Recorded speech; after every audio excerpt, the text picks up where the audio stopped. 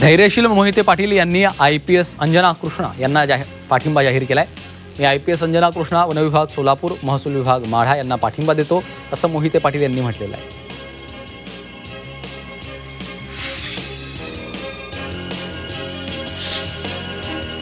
नागरी प्रश्नांवरून खासदार प्रणिती शिंदेंनी महापालिका आयुक्तांना धारेवर धरलं, तर असं आयुक्तांची सत्ताधाऱ्यांची मिलीभगत असल्याचा आरोपही खासदार शिंदेंनी केलाय। यावेळी केंद्राच्या निधी वाटपातही खासदारांचा विचार होत नसल्याचं प्रणिती शिंदेंनी म्हटलंय। नाशिकमधील शिवसेना ठाकरे पक्ष आणि मनसेच्या मोर्चात बाळा नांदगावकरांनी सहभाग घेतला। तुमच्या कितीही पिढ्या आल्या तरी ठाकरे ब्रँड संपवू शकत नाही असा इशारा नांदगावकरांनी दिला। अब तो सिर्फ झांकी है, बहुत कुछ बाकी। नाशिकमध्ये ड्रग्ज, गुन्हेगारी, महिलांवरचे वाढते अत्याचार हे असं सुरू राहिलं तर नाशिकचा नेपाळ होईल अशी टीका संदीप देशपांडेंनी केली। तरी होऊ नये म्हणून आम्ही आज एकत्र येऊन मोर्चा काढल्याचं देशपांडेंनी म्हटलंय।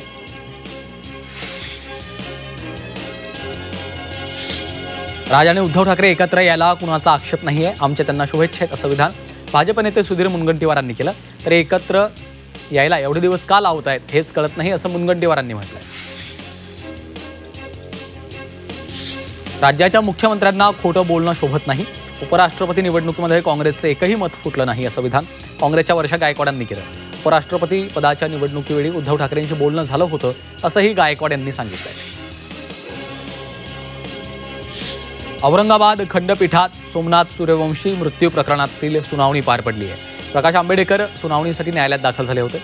या प्रकरणामध्ये पॉलिसी मॅटर 3 ऑक्टोबरपर्यंत दाखल करा असे निर्देश खंडपीठानं प्रिन्सिपल सिक्युरिटी यांना दिलेत।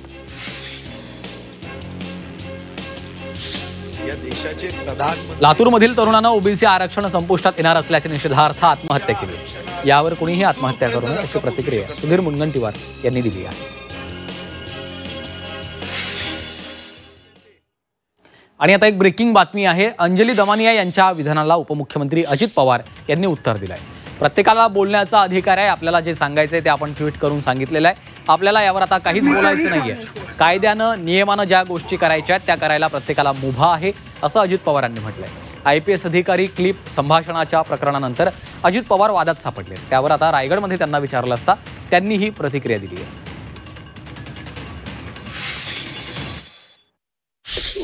प्रत्येकाला बोलण्याचा अधिकार आहे। मला त्याबद्दल जे काही मी ट्विट करायचं ते केलेलं आहे आणि मला जे सांगायचं ते सांगितलेलं आहे। मला आता त्या विषयावर कुठली गोष्ट बोलायची नाही। कायद्याने नियमाने ज्या गोष्टी करायच्या असतील ती करायला प्रत्येकाला मुभा आहे। पुन्हा घेऊयात बातम्यांचा वेगवान आढावा।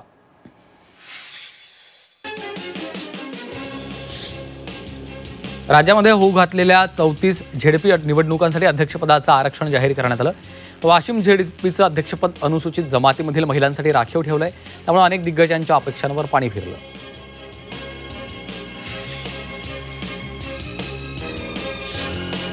अकोला जिल्हा परिषद अध्यक्षपद अनुसूचित जमाती महिला प्रवर्गासाठी राखीव करण्यात आले।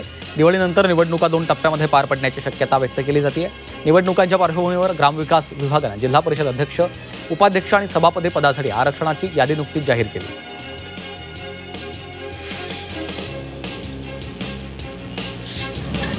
रायगडच्या महाड शहराजवळून वाहणारी सावित्री नदी पुन्हा एकदा प्रदूषणाच्या विळख्यात सापडली। सध्या पाणी लालसर रंगाचं झाल्यामुळे परिसरात चिंतेचं वातावरण पसरलं। दरम्यान महाड MIDCतील कंपन्या प्रदूषित सांडपाणी नदीपात्रामध्ये सोडत असल्याचा संशय स्थानिकांनी व्यक्त केला।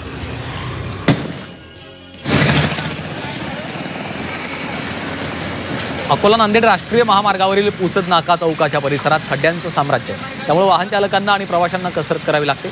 या खड्ड्यांमुळे अपघातांचं प्रमाण देखील वाढलेलं आहे। दरम्यान प्रशासनानं रस्ता दुरुस्तीचं काम तत्काळ करावं अशी मागणी होती आहे।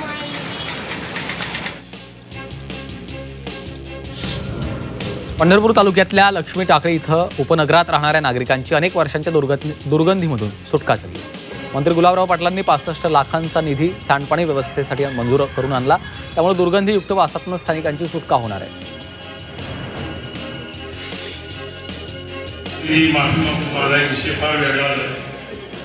पंढरपुरातील विठ्ठल रुक्मिणी मंदिराचं अनावश्यक बांधकाम पाडा अशी मागणी पंढरपूर अर्बन बँकेचे माजी चेअरमन यांनी केली आहे। सभामंडप, देवाचं स्वयंपाकघर अशा जागांचा उपयोग नाहीये, त्यामुळे बांधकाम पाडा अशी मागणी केली आहे।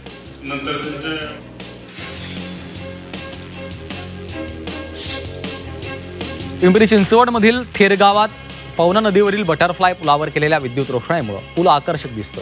महापालिकेने या पुलाला उच्च दर्जाच्या LED लिनियर वॉश लाईट्स आणि RGB तंत्रज्ञानाचा वापर करून आकर्षक लुक दिला.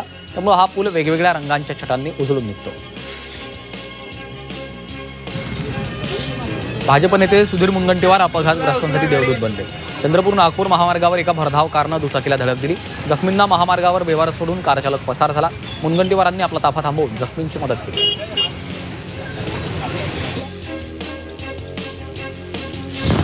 बीड जिल्हा परिषदेतील अनुकंपा तत्वावरील भरतीला अखेर 3 वर्षांनंतर मुहूर्त लागणार आहे. 15 सप्टेंबरला या भरतीसाठी समुपदेशन प्रक्रिया होणार आहे. प्रतीक्षा यादीतील उमेदवारांना मूळ कागदपत्रांसह जिल्हा परिषदेच्या नूतन इमारतीमध्ये बोलावण्यात आलं आहे. हिंगोलीच्या औंढा नागनाथ इथं आमरण उपोषण करण्यात आलं. हैदराबाद गॅझेटियरनुसार अनुसूचित जमातींचं आरक्षण बंजारा समाजाला द्यावं या मागणीसाठी उपोषण करण्यात आलं. बंजारा समाजानं औंढा शहरात रॅली काढली.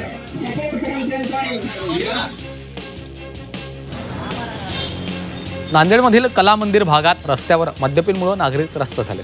दारू दुकान बंद करण्याच्या मागणीसाठी महिलांनी उत्पादन शुल्क विभागाच्या कार्यालयाला धडक दिली. दारू दुकान बंद करा किंवा वसाहतीतून हटवा अशी मागणी केली. जळगावच्या वडली गावात दारूबंदीच्या मागणीसाठी मोठ्या संख्येने महिलांनी ग्रामपंचायतीवर मोर्चा काढला. शेकडो महिलांनी एकत्र येत दारूच्या भरलेला कॅन रस्त्यावर फेकून दिला. संतप्त महिलांनी दारू विक्री करणाऱ्यांना सर्व ग्रामस्थांच्या समोर उभं करून यापुढे दारू विक्री करणार नाही अशी कबुली दिलेली आहे. माफी मागायला लागली.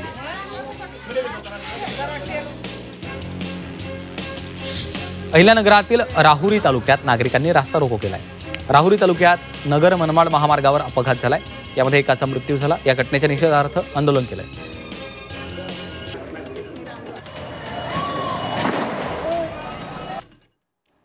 पुन्हा एकदा घेऊयात बातम्यांचा वेगवान आढावा. यवतमाळच्या वणीमध्ये अंमली पदार्थांच्या विक्री प्रकरणात कारवाई करण्यात आली. स्थानिक गुन्हे शाखेनं अंमली पदार्थांची विक्री करताना दोघांना रंगेहात पकडलं. यामध्ये अटक केली असून आरोपींकडनं 3,24,000चा मुद्देमाल जप्त केला आहे. शिर्डीमध्ये शिस्तभंग करणाऱ्यांवर पोलिसांनी कारवाई केली. विना number plate, modify silencer, no पार्किंगमधील वाहनं, फॅन्सी नंबर प्लेट अशा वाहनांवर कारवाई करण्यात आली.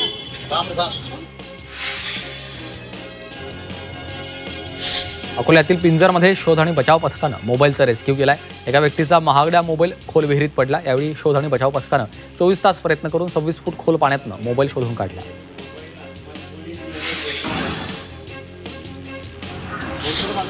रत्नागिरीमध्ये लाचलुचपत प्रतिबंधक विभागानं एकाच वेळी 3 लोकसेवकांना रंगेहात अटक केली आहे. स्थानिक निधी लेखा परीक्षण कार्यालयातील अधिकारी, जिल्हा परिषदेमधील सहाय्यक लेखा अधिकारी आणि एका कंत्राटी शिपायाला अटक केली आहे. त्यामुळे रत्नागिरीच्या प्रशासकीय वर्तुळात खळबळ उडाली आहे.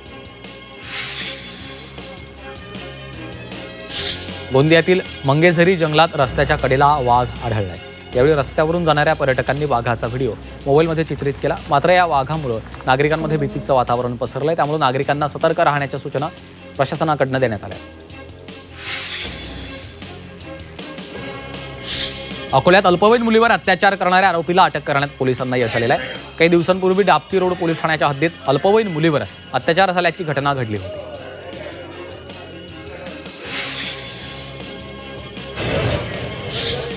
जळगावात अवैधपणे गावठी कट्टे घेऊन फिरणाऱ्या 4 जणांना अटक केली आहे. या कारवाईत पोलिसांनी 2 गावठी कट्टे, 10 जिवंत काडतूस, कार असा 2 लाखांचा मुद्देमाल जप्त केला. अटकेतल्या 4ही आरोपींना 5 दिवसांची पोलीस कोठडी सुनावली आहे.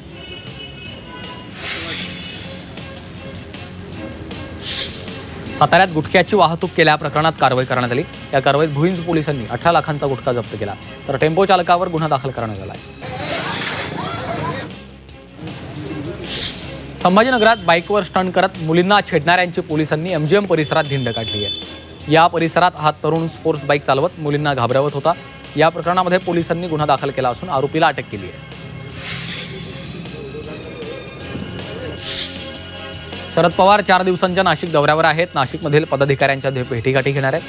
पवार बैठकीसह कार्यक्रमांना देखील उपस्थित राहणार आहेत. सोलापुरात मेघगर्जनेसह पुन्हा पावसाला सुरुवात झाली आहे. अनेक तालुक्यात नदी, नाले, ओढे तुडुंब भरून वाहत आहेत. होडगी तलाव ओव्हरफ्लो झाल्यामुळे रस्त्यावर पाणी आलेलं आहे. चिमुकल्यांनी मासे पकडण्यासाठी गर्दी केली.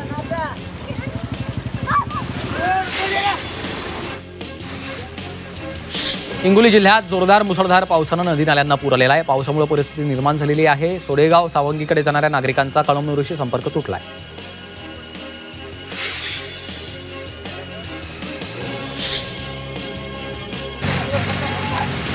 नाशिकच्या ग्रामीण भागात गेल्या 7 ते 8 दिवसांपासून पावसानं विश्रांती घेतली.